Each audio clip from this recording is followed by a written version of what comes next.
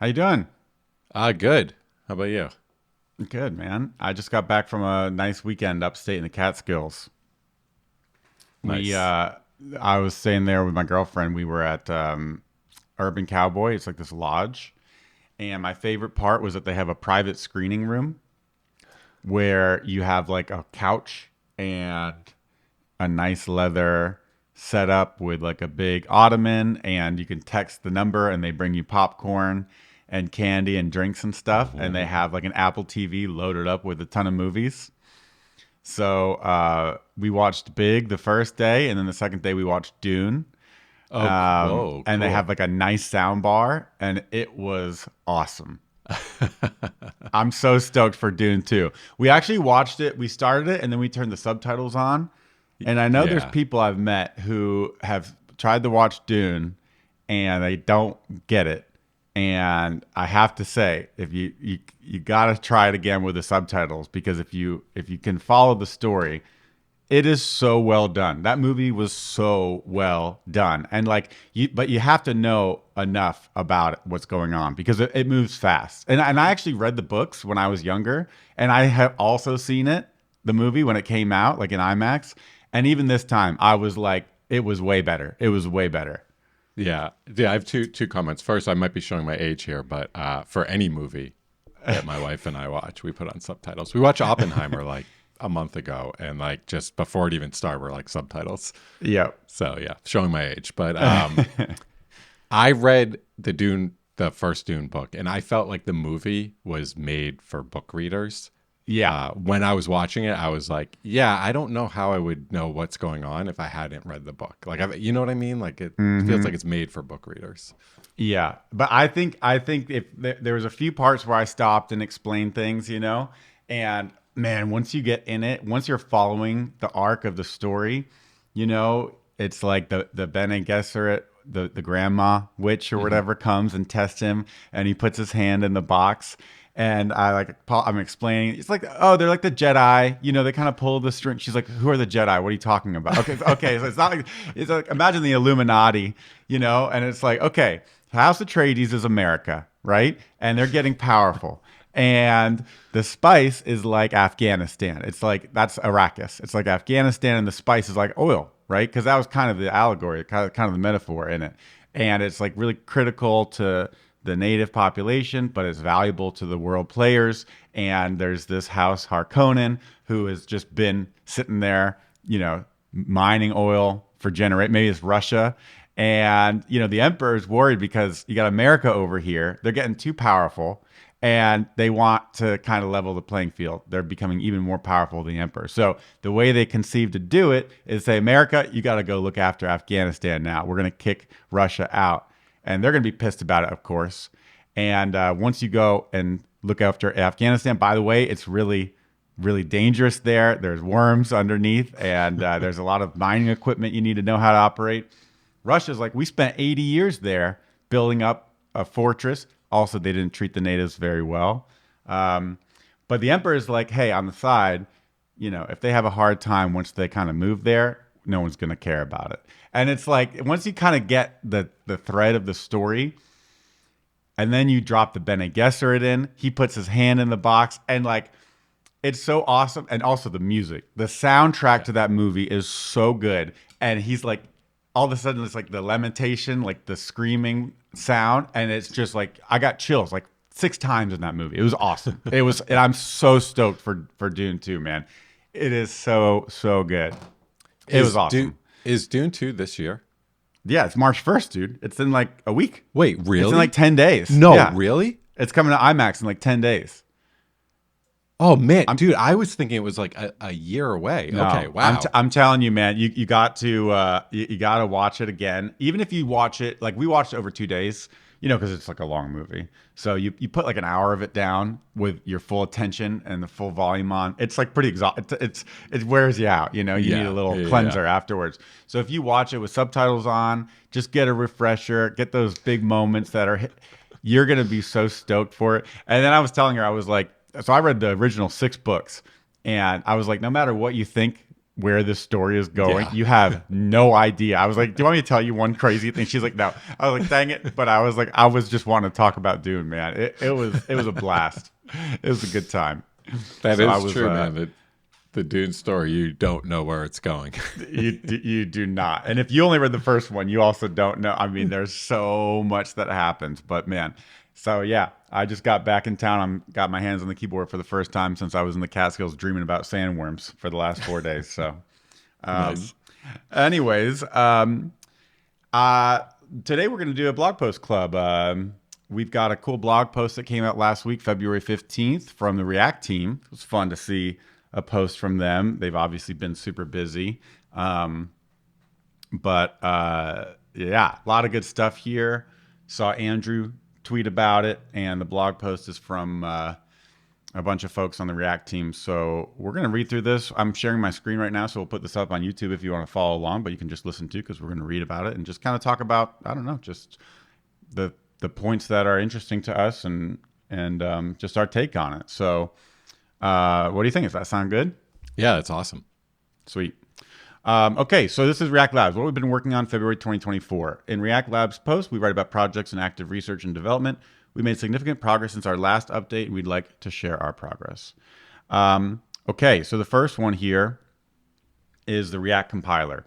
React compiler is no longer a research project. The compiler now powers Instagram.com in production, and we are working to ship the compiler across additional services at Meta to prepare the first open source release. As discussed in our previous post, React can sometimes re-render too much when state changes. Since the early days of React, our solution for such cases has been manual memoization. In our current APIs, this means applying the useMemo, useCallback, and Memo APIs to manually tune how much React re-renders on state changes. But manual memoization is a compromise. It clutters up our code, is easy to get wrong, and requires extra work to keep up to date. Manual memoization is a reasonable compromise, but we weren't satisfied. Our vision is for React to automatically re-render just the right parts of the UI when state changes, without compromising on React's core mental model. We believe that React's approach, UI as a simple function of state with standard JavaScript values and idioms, is a key part of why React has been approachable for so many developers.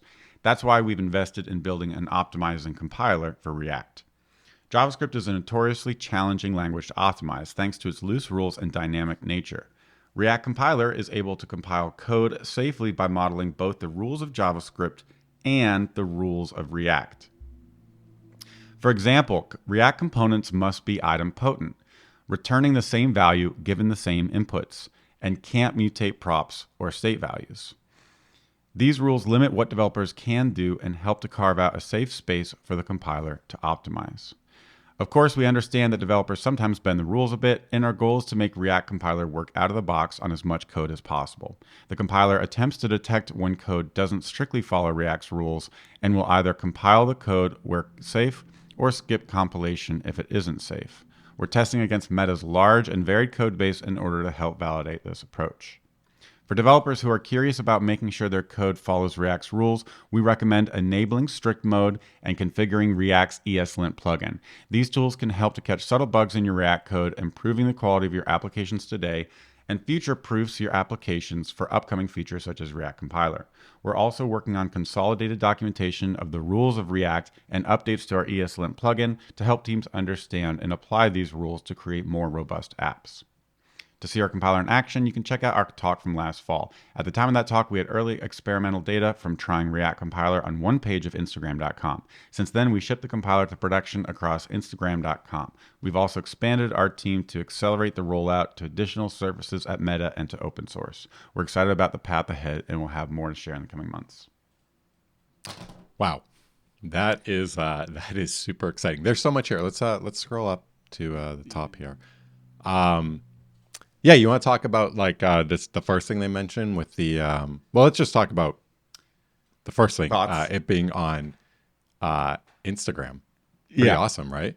Really cool. Reminds me of when they released React in 2014, and it was already being used in Facebook. That was a pretty powerful thing to be able to say, given the paradigm was so new, given the syntax and the approach was so new.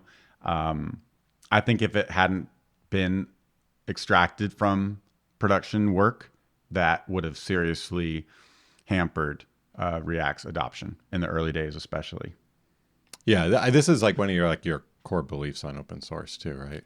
Absolutely. And I've seen projects over the years. Million.js is the one that comes to mind, but there's been other projects that attempt to make React faster. I think they're interesting. I look at them, but I never seriously consider using them in my own workflows. Just, I'm like a vanilla defaults guy anyway, so I'm not going to be adding new packages to try to speed things up, especially if I usually don't have speed problems at all with React rendering.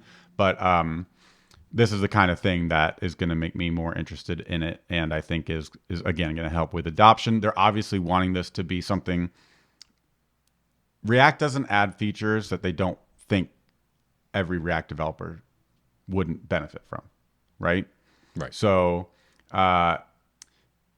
if you have some sort of optimization compiler add-on that speeds it up in 90% of cases, or speeds it up in 10% of cases where React rendering is a bottleneck, but could potentially introduce like a bug, or it wouldn't be compatible with React's API, they would never do that, right? So what makes me excited about this is clearly from the way this is written, it's going to be meant to be adopted by everyone using React. It's going to automatically work, and it's going to be correct, guaranteed correct, provided you, stick with the core mental model and you have the rules of JavaScript and the rules of React, quote unquote, that you follow, which is kind of always how we think about writing React and teach it as well. My other kind of gut initial reaction to this section of the post was that I'm glad to hear them talking about the rules of React more explicitly. I think there's people like us who follow a lot of the core team on Twitter and talk and think about, and we have a podcast about this, so we talk about it a lot. And we spend a lot of time thinking about, I just published our last week's podcast. Like, what's the intuitive way to think of React transitions? I think for most developers using this stuff, they aren't sitting there thinking about this, when they're taking showers or whatever. And so to have this called out in the post, I think it's good because it's important, but we haven't seen a lot of like first party materials on. We have seen some. This is not a critique of the team. There's a lot of information out there from the team and from conference talks about why render should be pure, but these are just harder parts of the programming model to understand. It feels more like learning a programming language than a framework. But these are the reasons that these are important. Absolutely. I mean, you can have a bug. You can have something in your React app that like some just feature you're trying to add, something you're trying to work around, and you can break the rules of React and get that feature working. And if there's no apparent bug in your application, like, I don't know if we can say it's like, oh, it's your fault, you should have known the rules, right? Like I just, right. Yeah, that's kind of like all programming to me, right? Like, I don't yes, know. I think that's a good way to put it.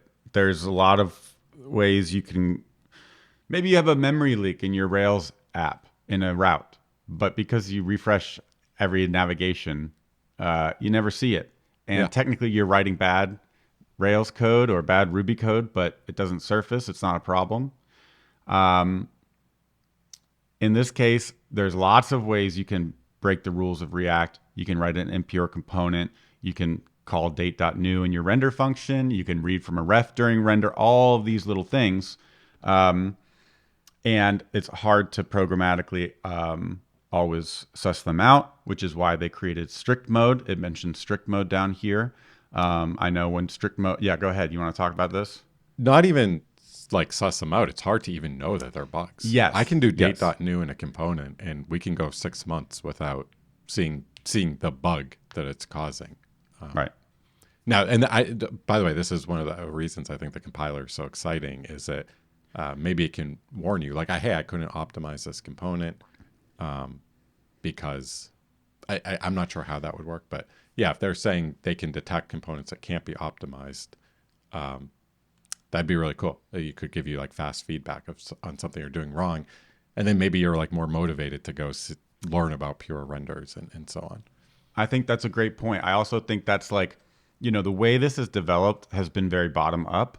You go back to when concurrent mode was first discussed and you talk about suspense, you talk about trees not being ready yet, you talk about React transitions giving a first class name for a UI that is in a state of preparation, right? And then you talk about render being pure and idempotent so that we can render end forks of your app and they are discardable so they don't affect the current UI. It's a very bottom up thing. And now we're seeing the features that this architecture enables, right? Just like when at the beginning of React, you know, why is his name dropping me right? Who made React? Sorry, Jordan.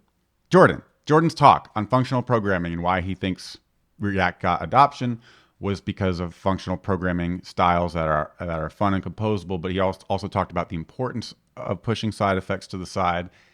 It was kind of an academic talk. It was an interesting idea, but most people don't care. If I'm writing a Rails app, I don't care that my controller code is pure or impure, because the reason I like Rails is because it made it really easy to build this website. But these days, the fact that React is functional does make it easy to build drop downs and really rich UIs, because the functional pure nature of it is what enabled these great abstractions. So I think we're starting to see the fruits of the architecture and research here. Things like the off-screen, the off-screen component, which I think they're calling activity. I think they touched it down here. That's a reason you want your React functions to be pure, because you can prepare it off screen ahead of time. You can discard it. That makes a lot more sense to me as an app developer than trying to look at an effect code and say, oh, this is not pure, this is not idempotent, this is a side effect. How about we just try to use some cool feature, like use optimistic or activity off screen, and it doesn't work. And now we have a motivation for why. Yeah. Okay, this is the reason why your effect didn't clean up. So, you know, blah, blah, blah. So I think this is all, I'm really excited about all this stuff, and them saying, you know, we have the ESLint plugin, we have strict mode, but we're also working on more documentation and ESLint plugins to help teams understand about these rules and how to use them, and how to make sure that their components are well-behaved React components. Cool. So, one thing that I found interesting when you were reading this part up here, we believe that React's approach, UI is a simple function of state with standard JavaScript values and idioms, is a key part of why React has been approachable for so many developers. This feels like it's addressing the signals, because I know that signals were a popular way or a exciting way to improve performance. But I think that the trade-off there is you lose, it's no longer standard JavaScript values, right? You're passing around a signal. Right. There are some cases that we've seen Dan point out on Twitter and others about loss of referential transparency, where you're calculating like a double of a value and you render it in a template, and the part in the template that's rendered is what's making a call, and that's where the signal installs like a listener so that it can track changes. And if you were to replace that with a variable, it no longer does that. I haven't used signals myself, so I'm not an authority here, but I think that's exactly what he's talking about here. And yep, I think you're spot on. I think it's cool that they're basically, there is this notion that there's this like core premise that there's something that functional programming enables, that pure functions pushing out side effects enables. So we're going to hold on to that principle as hard as we can and figure out other ways to address these problems. And so I think that's, you know, it's a different value. It's like that inversion of values. It's invertible. Both approaches are valid, but this is for people who like this approach.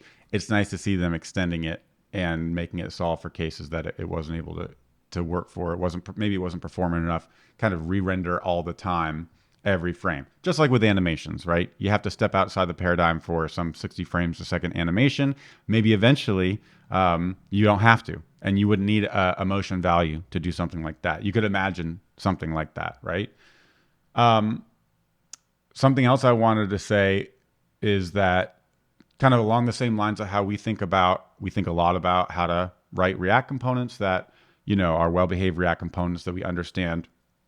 When Sebastian talks about the rules of React, what that means, the way we write React and the way we teach it is we don't really use callback and memo a lot at all. I mean, I can't remember the last time I used them.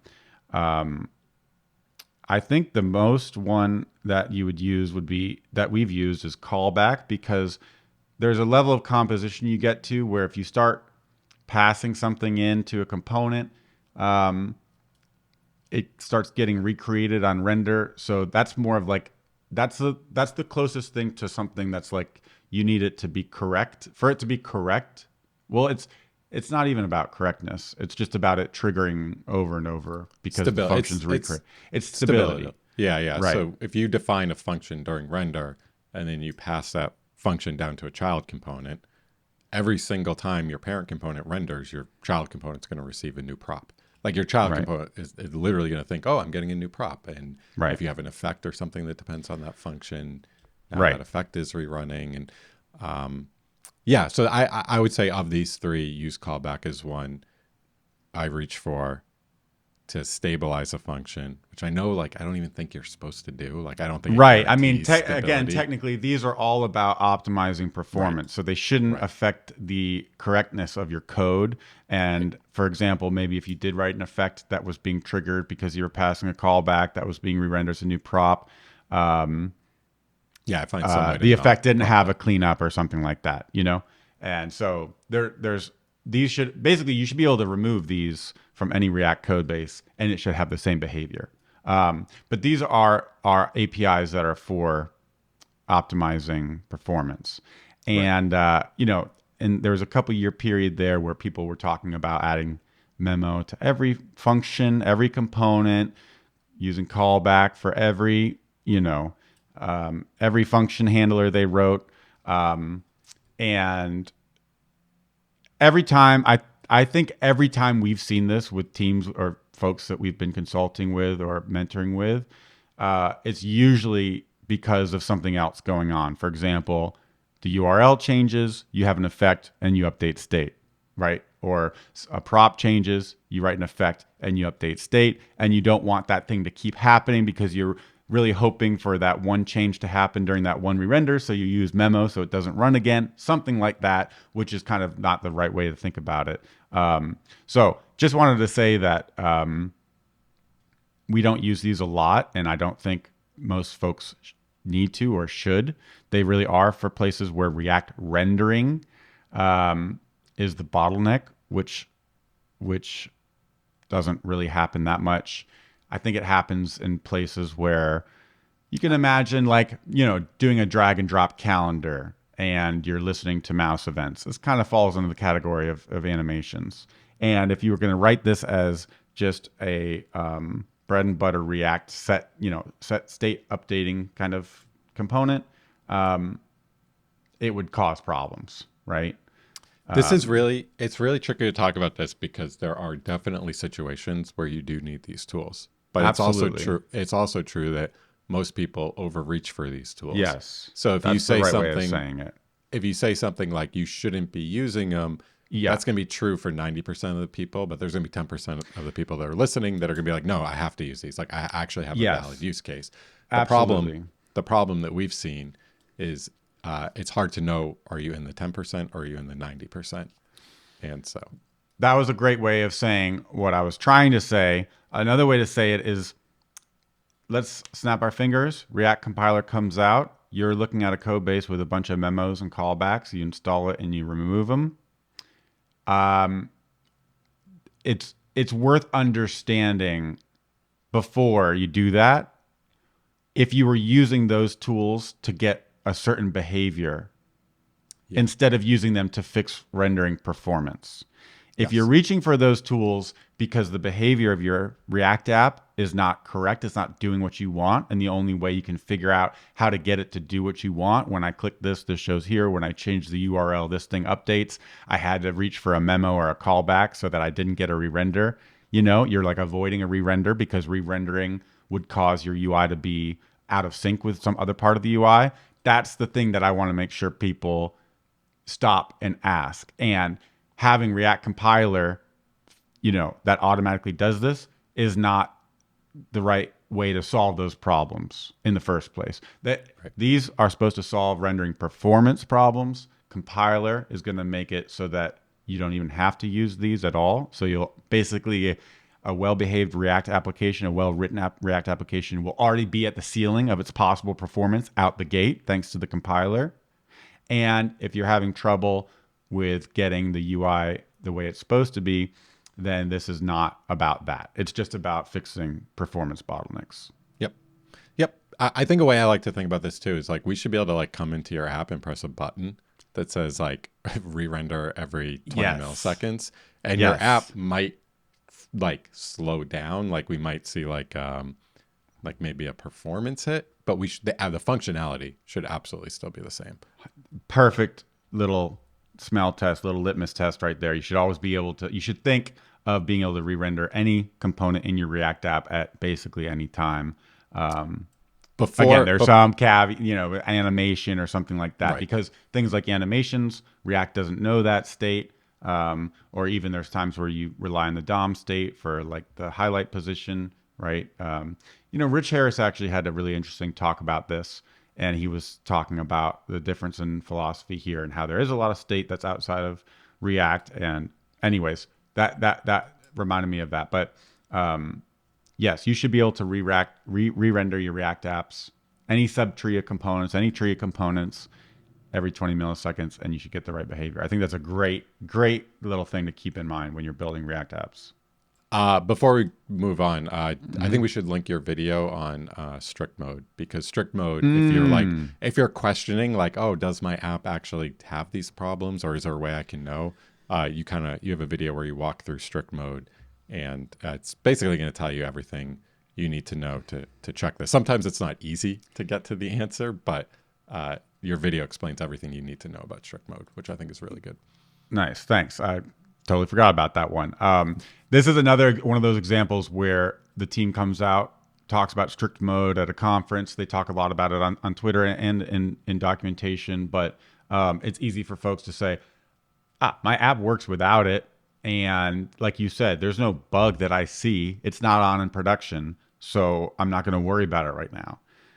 But if you don't have good cleanup, you won't be able to take advantage of things like optimistic, maybe things like activity or off-screen component. And so these are, it's just encouraging everyone when the React team calls out things like this to stop and make sure you understand how it applies in your app, which again can be difficult, but we'll link that talk for sure, the YouTube video. Okay, moving on. Actions.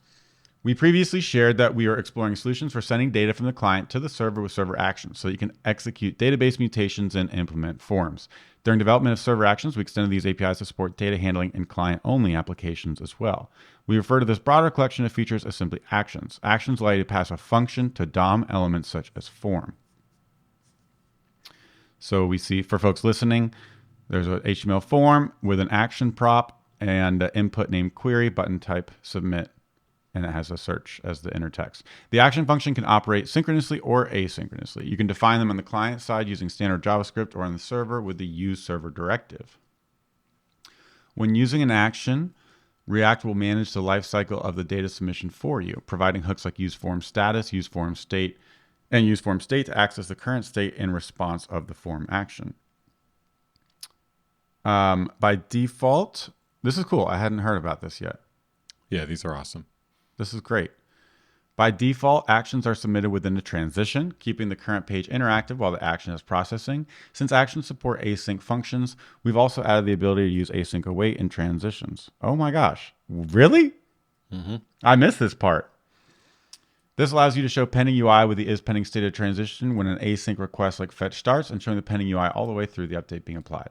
Alongside actions, we're introducing a feature named useOptimistic for managing optimistic state updates. With this hook, you can apply temporary updates that are automatically reverted once the final state commits. For actions, this allows you to optimistically set the final state of the data on the client, assuming the submission is successful, and revert to the value for data received from the server. It works using regular async await, so it works the same whether you're using fetch on the client or a server action from the server. We had a few episodes on useOptimistic, so if folks are just listening for the first time, the last two episodes, we talked a lot about that. It's a really good hook. Library authors can implement custom action function props in their own components with use transition. Our intent is for libraries to adopt the actions pattern when designing their component APIs to provide a consistent experience for React developers. For example, if your library provides a calendar on select event handler component, consider also exposing a calendar select action API too. While we initially focused on server actions for client-server data transfer, our philosophy for React is to provide the same programming model across all platforms and environments. When possible, if we introduce a feature on the client, we aim to make it also work on the server and vice versa. This philosophy allows us to create a single set of APIs that work no matter where your app runs, making it easier to upgrade to different environments later. Actions are now available in Canary Channel and will ship the next release of React. Okay, wow. Man, there's some cool stuff in here. I think I just skimmed this one on the first read. This is by far over the last year my favorite feature of writing React applications, without a doubt. Wow. I look back at before I used actions, and there's just an unbelievable amount of ceremony, and it's easy to understand ceremony, so I think it gets dismissed. But there is an unbelievable amount of ceremony that I was doing to just get data into a database, and with actions, that all disappears. And I will say too, like, I do like actions, but also when I use Remix, I look at Remix form component and their actions as, I know that these two things are different. I'm not saying they're the same, but as a programmer, I look at them the same. So this isn't like, I don't think the Next.js actions are necessarily better than the Remix actions or vice versa. But this direction of where React is moving is just so amazing. Yeah, cool. Okay, so tell me about this, man, because I don't really. I've been using actions. I gave a talk at NextConf that had a bit about actions, and I've made some YouTube videos on them. I've only used the server actions in Next.js app directory version, and again, this is a React blog. This is about features coming to React, and now we're talking about client-side actions as well. And also, the action function can operate synchronously or asynchronously. So tell me about this. Yeah. So I guess right now, like if you've never used actions and you need to get data from a form into a database, like I was saying, there's a lot of ceremony. You got to set up an API endpoint. Your form has like some onSubmit handler. Inside onSubmit, you're doing like a bunch of juggling. You're setting is loading to true, firing off a fetch request, setting state back in your component, and then like maybe setting is loading back to false or is submitting or whatever you want to call it. With actions, you are going to be able to define an async function that is marked with use server, and that is going to run server-side code. So you can put database calls in there and do whatever you want, but it is going to be server code. It's basically the code that would be in your API endpoint, and that action can be passed to a form. So you're going to have like lowercase f form action equals that function you defined. And when you submit the form, that action is going to run on the server with the form data object, which is, I guess you'd call this like a native JavaScript object. It's the native browser object, an object that exists in all environments. Native API, yeah. Native API, yeah. So the form data basically contains, it's a object representation, class representation of all of the inputs in your form. So you can read, what the user put in the first name field. And while you're running that code, while you are invoking, when you submit the form, while you're invoking that code that runs on the server, there's some hooks that React DOM provides to you. So there's use form status, which is going to tell you like, oh, the thing is running. This form is pending. That's in flight. So you no longer have to like do your own bookkeeping, is submitting, is loading, and all that stuff. There's also use form state hook that it's going to let you basically get data before you submit the form.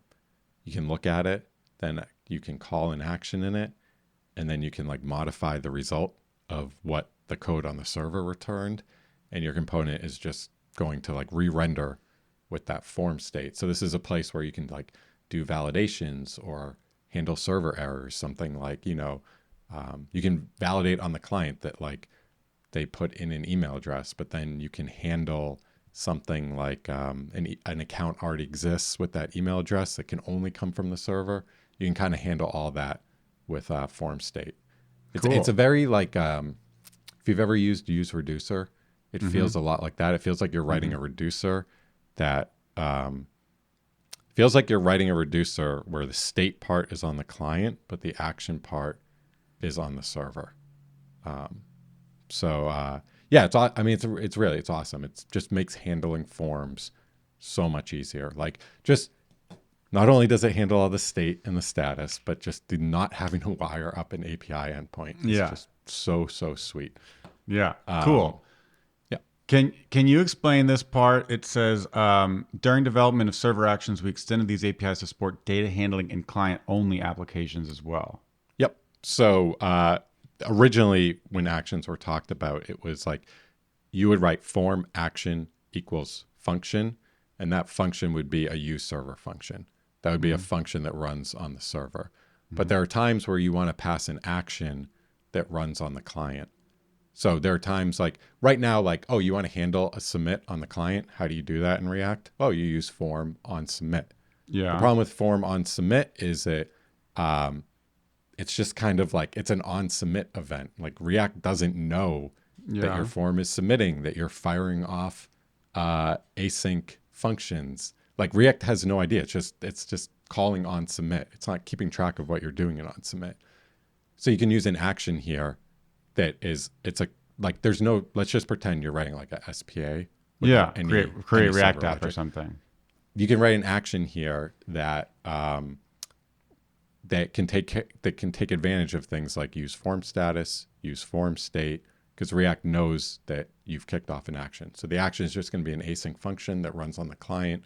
Who knows what it's doing? Maybe it's like writing data IndexedDB or writing data local storage, but it's some data that takes time to write. Maybe you need to fetch data from other sources or do validations. I don't know. But the idea is like you don't have to only use this with a server action. I see. So you could have a login form. Let's say you're talking to like Auth0 or something, and you have an action, and you still get form data on the client. Form data is a nice interface because it's by definition serializable. So it makes sense that that's the argument that they're exposing to the action, right? Because you can get, if you can put it in a form data on the client, you can read it from a form data on the server, and vice versa. That's a great basically, point. Yes, it's everything that is serializable can fit in there.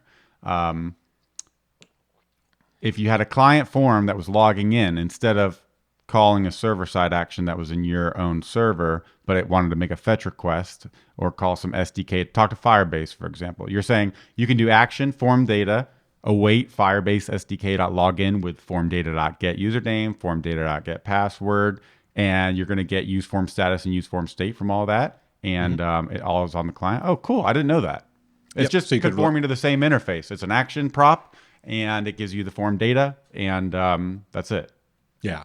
I think the really cool thing here too is like you can start with the action on the server, and then just something simple like I take a form, I write it to a database, and then you can like move it down to the client when you want more, like you want to do like optimistic updates. Now that action needs to be on the client so that you can call like set optimistic in it. You would move the action to the client? You would still you'd have part of it that is the use server, that is the server action that's interacting with the server side resources, but then there's client side code before and after it. You would write in a client component so that you could use these hooks and make it interactive. That's what you're saying. Yeah, you would create like a new action on the client that did something like we have a new action. It's a function and we're calling it new action. Write that on the client. We're going to take form data. We're going to set optimistic. We're going to invoke our server action. And then let's just say that's a function. Yeah. That's an action. So we can pass a new action into a form. So Gotcha. we can combine the client side. But I just, again, I just love that it's really easy to just move the action. It's a smooth gradient. There's a smooth ramp between the two. I think I was like overreading this, or the way this was worded didn't quite make sense to me. I have a video where I do this, where I make a reusable like form for showing creating a blog post, and then I pull it out and pass it in. You are all obviously even a server only action. If you had an RSC that had a form with an action that was passed a server action, you can kind of think of that as what is React doing on the client? It's like wrapping it in a client side function handler. It's preventing a default form submission. It's going to make an Ajax request. So conceptually, and actually, I'm glad we had this talk and I kind of had that misunderstanding because conceptually, this form component, this form element that React is rendering is a client component, right? In the same way that link from Next.js is a client component. Even though you can render them inside of a server component, right? Here you'll be able to use form. You don't have to import it from anything. In Next, you import link. You can render them in server components because they only take props and you don't have to do any hooks or anything like that. But conceptually, that's still a client component. And here, form is conceptually a client component as well because it is being hydrated. Everything's being hydrated, but it has interactivity on the client, which is it prevents the default submit handler. It makes a fetch request. It's going to update these hooks and expose those hooks if you need to use them. So that's kind of that gradient path that you're talking about. Yeah, yeah, yeah. It can be passed. It can be passed a function that runs on the server, like the same way you can write a client component that can be passed a function, a server action, Right. form. That's how I think. That's how you I think about it. Of why I think of form as a client component. As a because client I could component. write a client component. Yeah, that it took could a be server on action. submit, on hover, on click, or whatever, and it runs some code when you have those events. Yeah, yeah, yeah. I think I'm tracking. Yeah. Basically, but- it's handling a client side interaction. Yes, yes, yes. It's handling. Yes, exactly. It's handling client-side interaction. The unwiring part of my brain that's going on is because for so long, the way my mental model for like server side apps versus client side apps like SPAs is like, what interactions do we have available to us in the browser? Well, we have link clicks and we have form submissions, and those are things that the browser can do. And if you're doing like a server generated framework, a server side framework, the server knows how to handle those, the browser knows how to handle those. And if you need to do anything else, you're in client side land. Now, even clicking a link or submitting a form is a client interaction, even though if JavaScript hadn't loaded or was disabled, maybe they would still fall back, progressive enhancement, they'd fall back to the browser behavior. But if you have React running, this is part of the benefit of this kind of hybrid model. React can do partial updates. It can do reconciliation without blowing away your previous state, even if you're clicking a link or submitting a form. So I think that's where I was getting tripped up. But yeah, I think it's really good for React developers who are using RSCs and all this new stuff to think of forms and links as client components, even if you don't have to use any client features. Yeah, even though you don't have like a file with use client in it. Exactly. It's still like it's client side code. Also, too, I just one more thing. Like when you're working on forms and especially with server actions, you are very, very going to very quickly get to a point where you're making your own client components because forms are interactive and forms have state.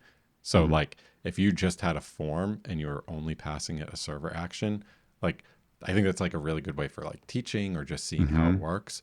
But like in an app where like you need to provide user feedback, like you need to show, you need to disable the form while it's submitting. Like you can think of that as interactivity. Right. That's going to require a client component that uses something like use form status. So you're going to very quickly make that jump. I think there's like a lot of, this is unrelated to this blog post, by the way, but I think there's a lot of hesitation to like not make client components because we can do all this on the server now. There's no need for a client component. But when you're building forms, you do want them to be interactive. You do want to provide feedback. And as soon as like you hear the word interactive, that should be a hint that like you're going to be in client component land. Yep. Cool.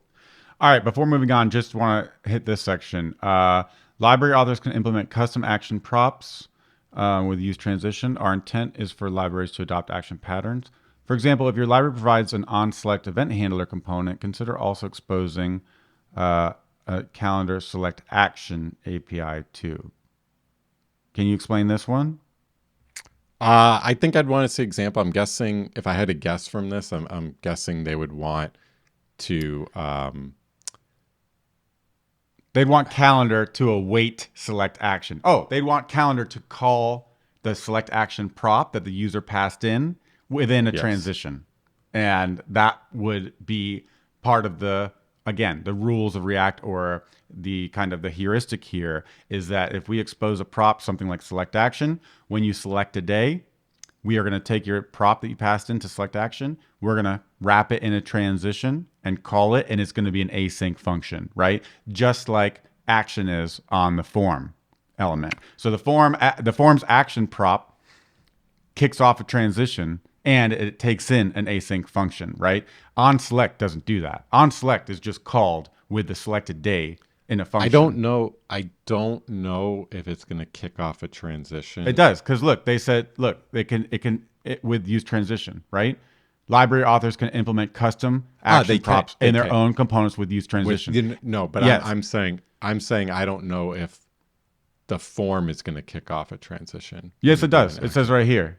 Look, does. it says right here. Yeah, it says by default actions are submitted with a transition. Okay, cool. Okay, Yeah, cool. Yeah, Cool. Keeping the current page interactive while the action is processing. So everything is a transition, just like router.push is is already it's already wrapped in a transition in Next.js, right? Form actions are wrapped in a transition, which is why you could do multiple things, discard the intermediate ones or whatever. I think I'd want to see some like this. This seems good. I mean, I would love to write if I was writing. Wait, that this makes library, I'd love total sense to me. to provide transition, but like, I think I'd want to see. I guess I'd want to see like the difference between the two. 'Cause No, the difference is transitions- that the difference is right now I render a calendar from React Aria. What do I do? On select, I set state, and then I have some React state that I have to put it in. So now I have to create React state. I have to wire up on select, and then I'm gonna submit it somehow, and I have to read the value from React state. Here I can drop a calendar in. I can choose a date, and when I select the date, or with the arrow keys, or with tab, or type it in, all of that stuff that's wrapped up, I can just click on it, and it's just gonna run.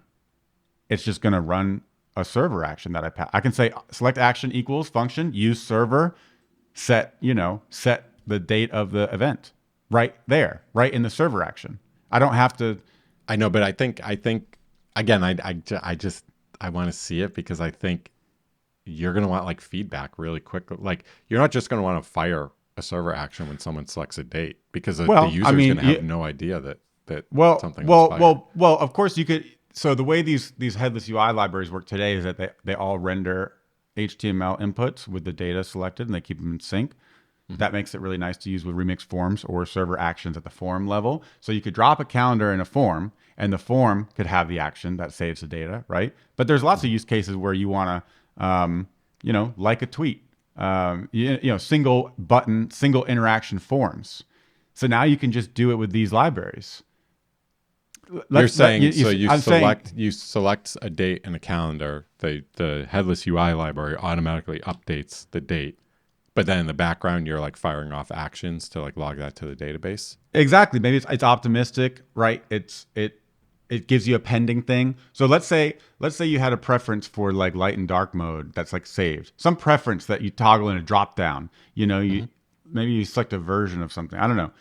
Headless UI, could give you a drop down with a select action prop. When you click on it, you literally just pass in the thing. It runs a server action, and maybe it gives you a pending thing too. It gives you like a pending API, right? Because inside they're using use transition, so they can expose the pending part of the transition that's running your server action in either like a styled API, data submitting as true. You put a spinner, you just do that with a single component from a UI library. Cool. You don't even have to wrap it in form, and you don't have to use form status or form state at all, for those cases. Because you would just calendar would expose maybe.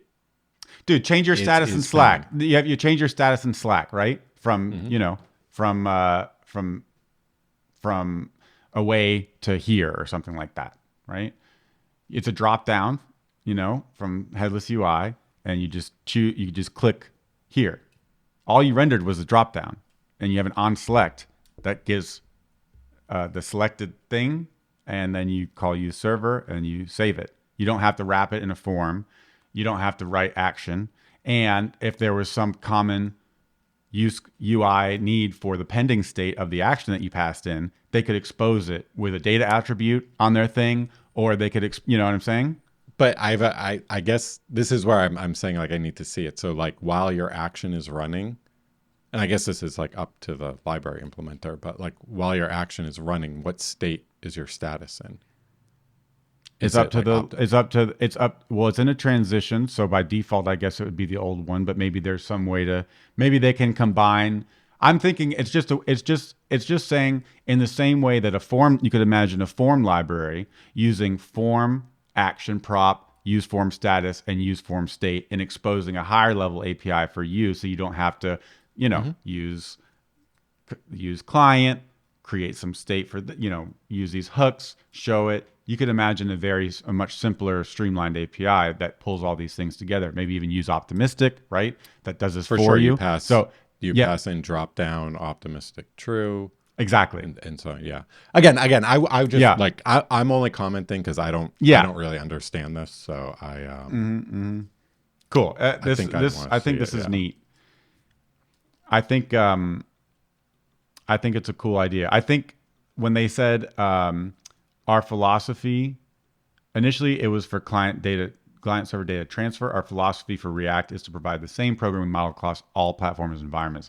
So I think there's use cases where this is an action and you pass in an action, and like you said, you don't have to call use server in the form action case, right? You don't actually have to use a server action. You would just be updating client state, but at least at this point, you're in a React transition. knows that the action is running, which is the key. Exactly. Point. It's a key point because it's in a transition, and it means something different than just not being in transition. So maybe I'm firing an immediate on change handler. That's different than I am running some code that is eventually going to transition me to a new state.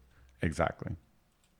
I'm really interested and curious to see how this shakes out. Cool. Cool. All right, let's get through the rest of this. In normal Ryan and Sam fashion, we kind of went down in the weeds there yet. But if you're listening to this, you already know that about us.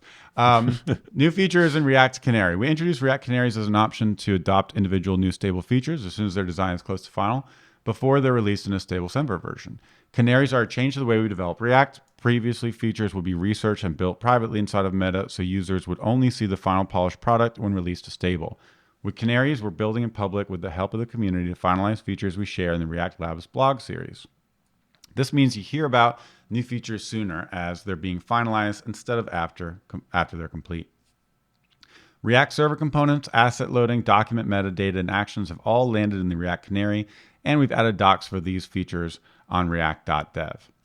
Directives, use client and use server, are bundler features designed for full stack React frameworks. They mark the split points between the two environments. Use client instructs the bundler to generate a script tag, like Astro Islands, while use server tells the bundler to generate a post endpoint, like TRPC mutations. Together, they let you write reusable components that compose client-side interactivity with the related server-side logic. Awesome. This is a really cool distillation of a lot of the back and forth and the discussion around server components over the last year. So that's a good one. I'd recommend any listener go back and just give that a read. And it's a really interesting way to phrase it. It's also interesting to me, just really quick, that use client, use server are bundler directives. They're bundler features, but they're also part of our mental model as app developers, right? Yes. So that's why some people feel like they're technical and low level, but at the same time, you'll see the React team saying the developers choosing when to enter the client or enter the server.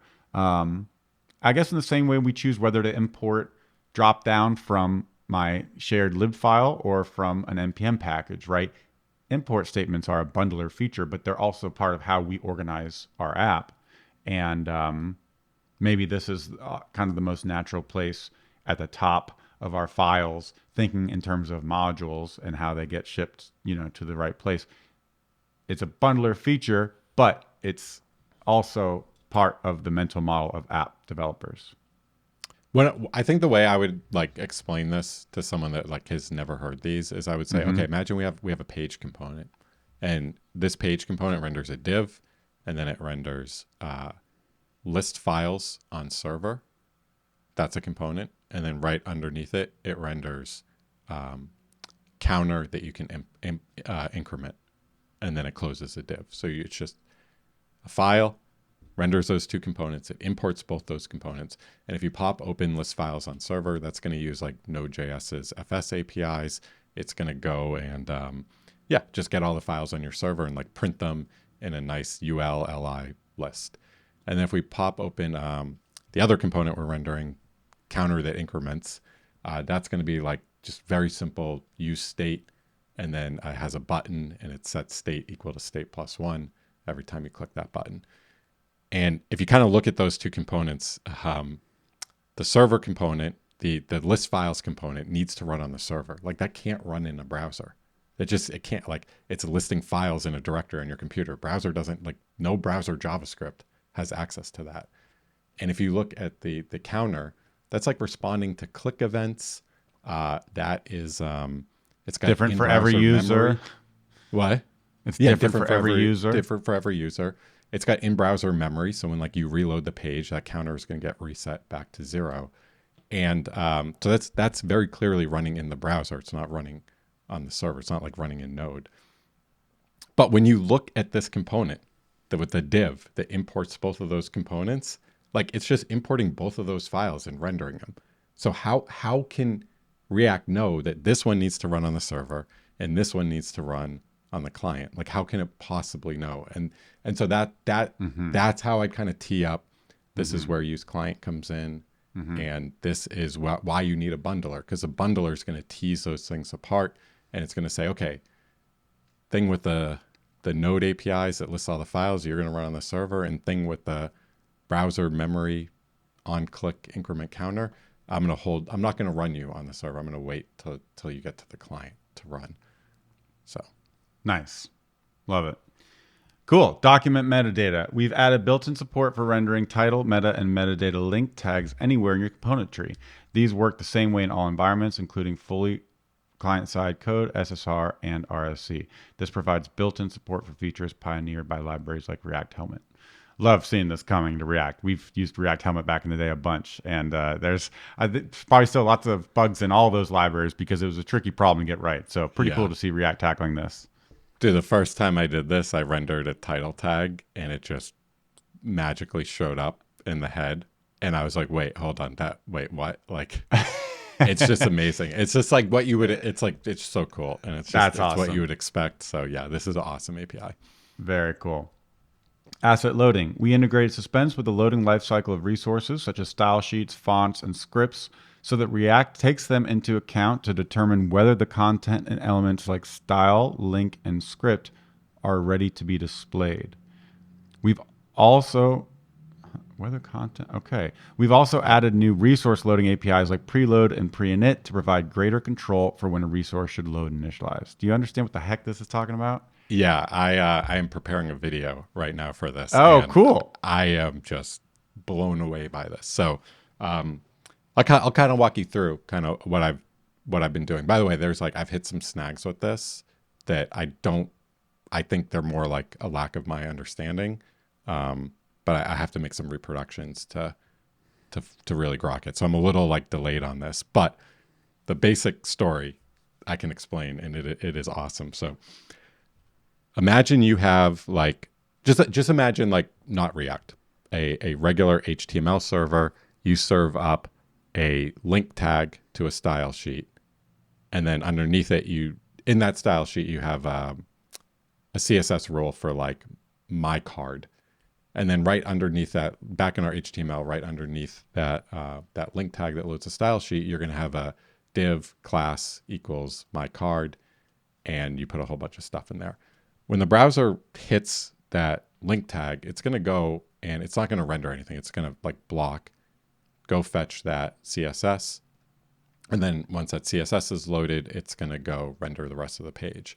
So you get this, like, your card is only ever displayed once that CSS is loaded. So your card always has the correct styling. Imagine you're writing a React component, and in that React component, you do the same thing. You have a link tag to load a style sheet, and then you have a div that says my card. When you render that React component, React just needs to put something on the screen. It needs to commit that that HTML that you wrote to the screen. And so you're going to get a flash of unstyled content because there's going to be an in-between where your component is rendered, but the CSS hasn't been loaded. And if you delay the CSS by a second, you're going to see a flash of unstyled content for a second. Can I ask a question? Are you basically saying the browser knows to wait because the browser knows the difference between a link tag and the div with the class on it? It knows what a link tag is.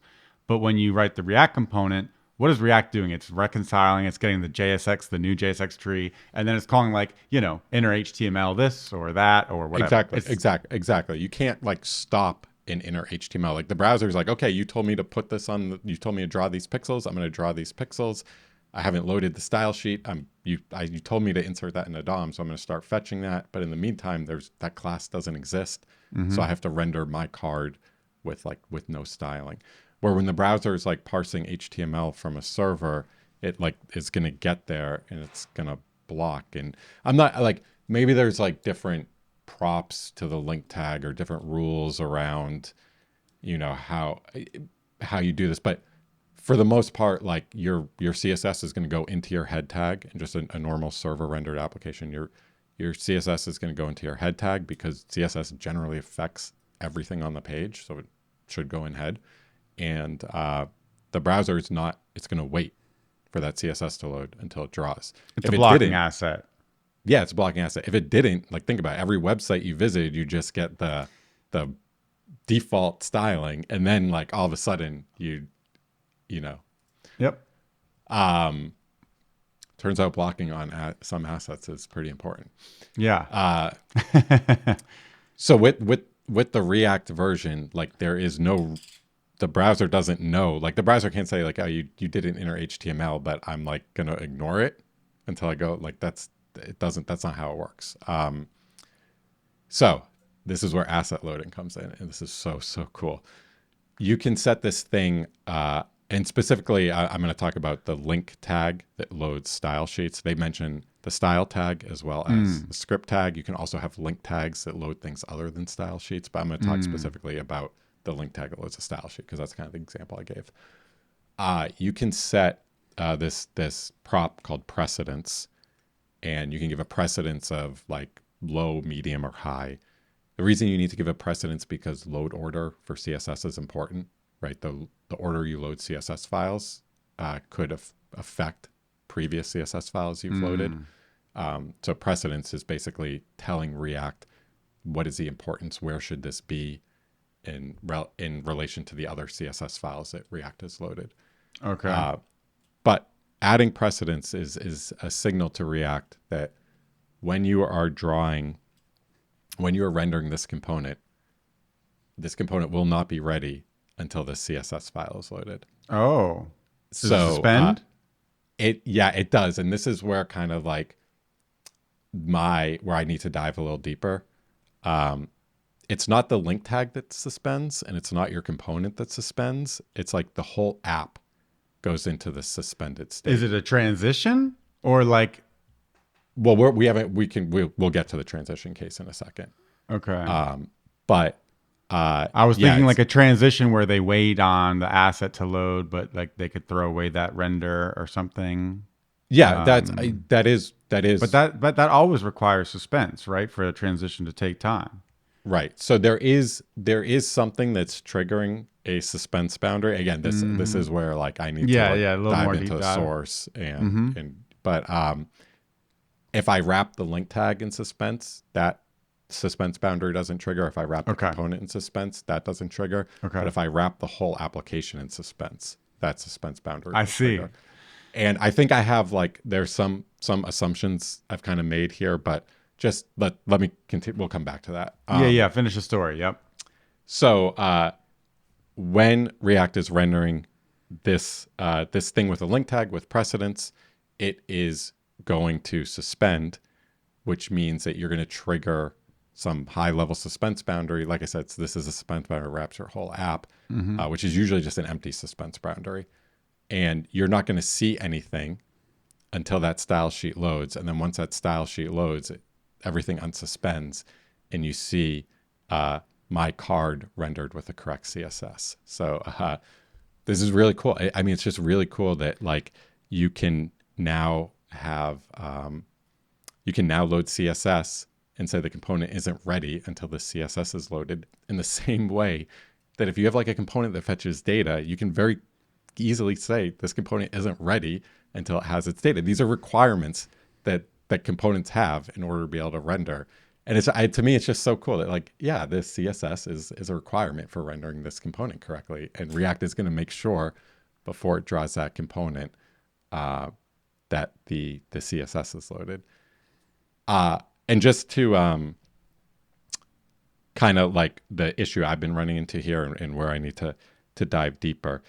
If you did something like you wrapped the link tag in a piece of Boolean state, like is showing and link tag, if link tag starts out false and then you set, if is showing starts out false and then you set is showing to true, you get like that fork. It doesn't re-trigger the suspense boundary up higher in your app, which is what I would expect it to do, because that's how components that leverage suspense work. So that's where however, if you wrap it in a transition, if you do start transition, set is showing to true, in that case, React knows, okay, you want to transition to the state where is showing is true. That's going to result in a link tag being rendered with a style sheet.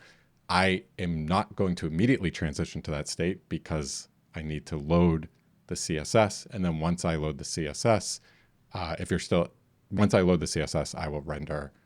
If it's still a valid transition, right? Yeah, but still. And why do you think that doesn't make sense? That makes sense to me, because if you were to, it's an update and the suspense had already revealed its children. If it's the same suspense boundary, if flipping the that's is only showing true state, when you're transitioning, I believe.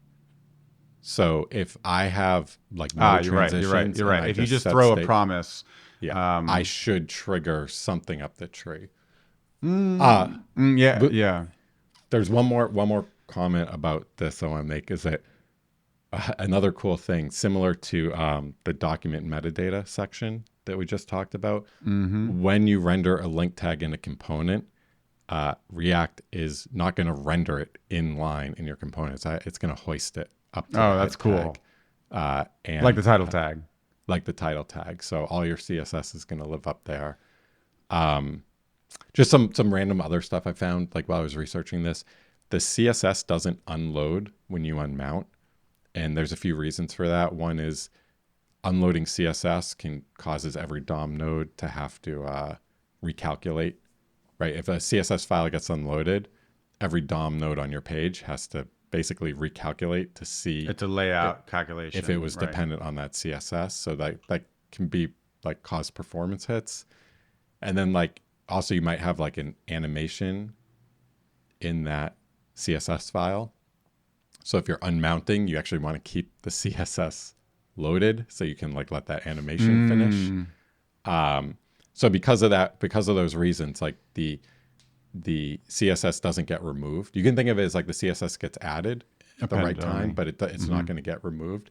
So you have to make sure that your CSS only it doesn't conflict. It works being append only. It's not overriding rules and things like that. Exactly. So a CSS class like my card, it would be bad because you can have multiple my cards. But unless it was sorry, go ahead. Hey, Tailwind was what you're gonna say. Yeah, we use Tailwind, and for us, like BG Blue 500 is always BG Blue 500. It doesn't matter if it stays loaded.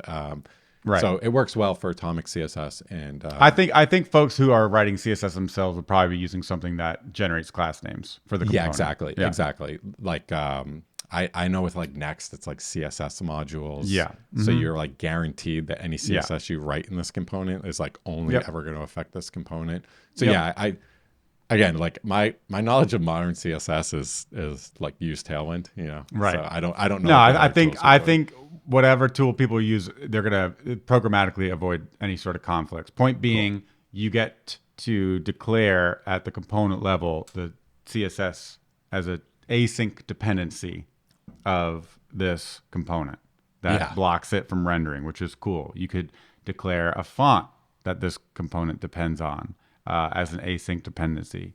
Again, like you said, in the same way you can declare data as an async dependency. Very, very cool stuff. An image preloading before you render it. Imagine for people embedding like an intercom widget or whatever. It just gives you more control over the how many states this component will be in. Whereas if you just throw HTML in the browser that has references to CSS and font families and images, you're at the mercy of the browser for how it determines things. And of course, the browser's gotten so much better in the years and gives us ways to control that. But ultimately, that was the promise of Suspense when it first came out. They showed a grid of images and they showed them fading in with a stagger throughout the children, which was crazy to think of orchestrating that in app code in our React components the same way you would with like a timeout and React state. But that's the idea. It's all the same paradigm.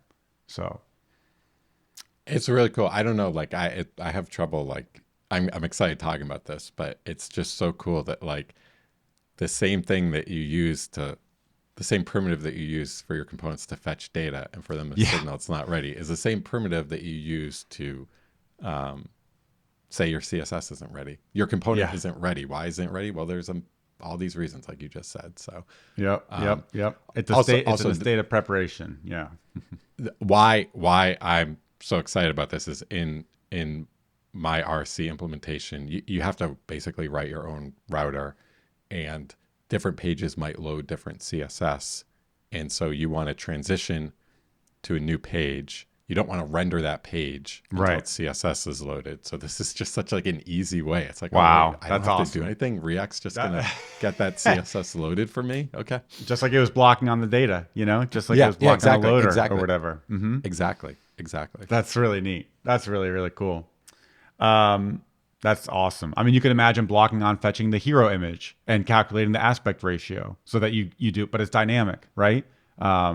That the space you leave for the image, you don't have to hold space anymore. You could just wait until you load the image, or you could make a fetch and get the dimensions for the image.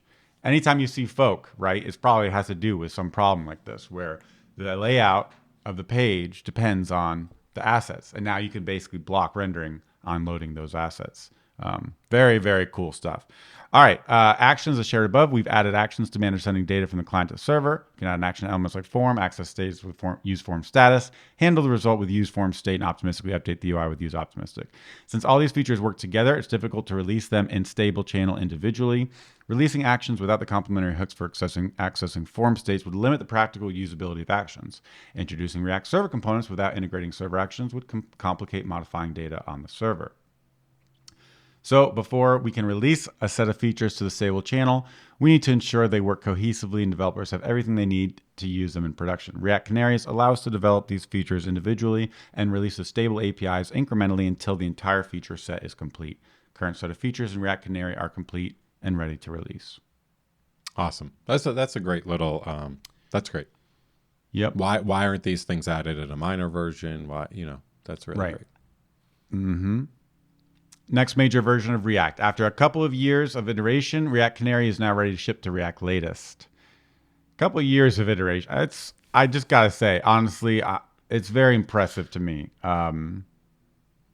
It's impressive. Like I really respect the work that the React team is doing, Yeah. and I was listening to someone who's new on the team and works for they're kind of like the DevRel or like the liaison between the React developer, the team, the actual developers who are doing like the real core work on the team, and kind of the public.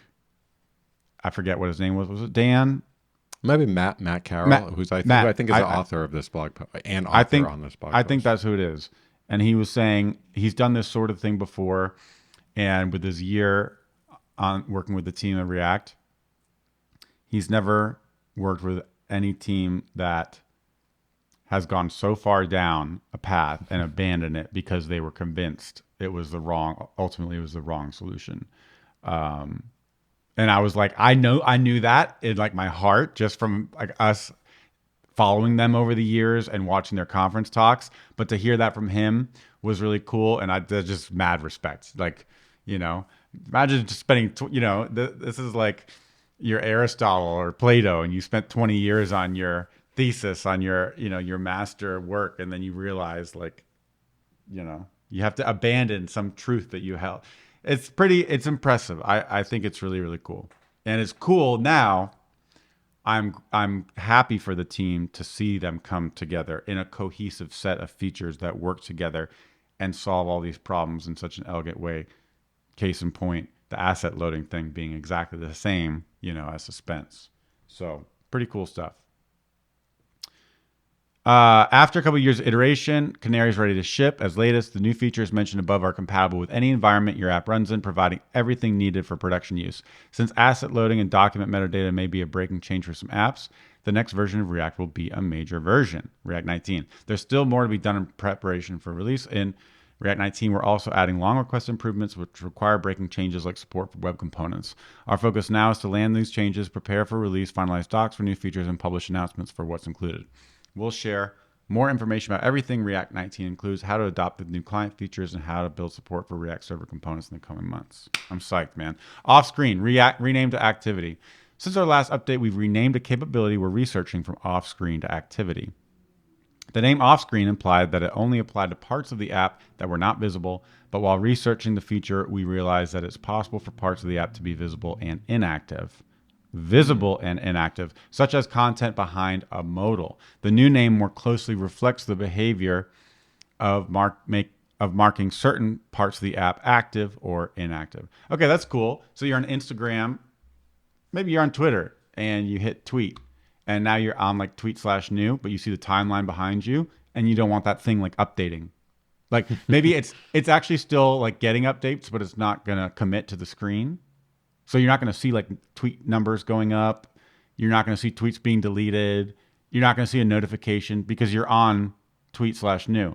But as soon as you dismiss the tweet, like you're going to see the fresh version of the timeline because it's off screen, but it's still live, Yeah. or it's the last version of it that's still, you don't unmount it. It's still there, but conceptually it's like unmounted, or I don't know. It's off screen. I don't know. Well, like it's activity, so it's not active. Oh, inactive. right, What do they say? right. Inactive. Very cool. Part would be active or inactive. It's not about visibility. Correct. It's possible for parts of the app to be visible and inactive. So that's a case where it's visible but it's not active, right? The modal, the one you just No, described. the modal is active, but the part that's wrapped in activity is. Sorry. I'm confused now. The Twitter thing behind the modal is It's visible. inactive. It's visible but inactive, right? And so that's why you can't call it off screen. Right. 'Cause it's visible. Cool. Activity is still under research, and our remaining work is to finalize the primitives that are exposed to library developers. We've deprioritized this area while we focus on shipping features that are more complete. Okay, cool.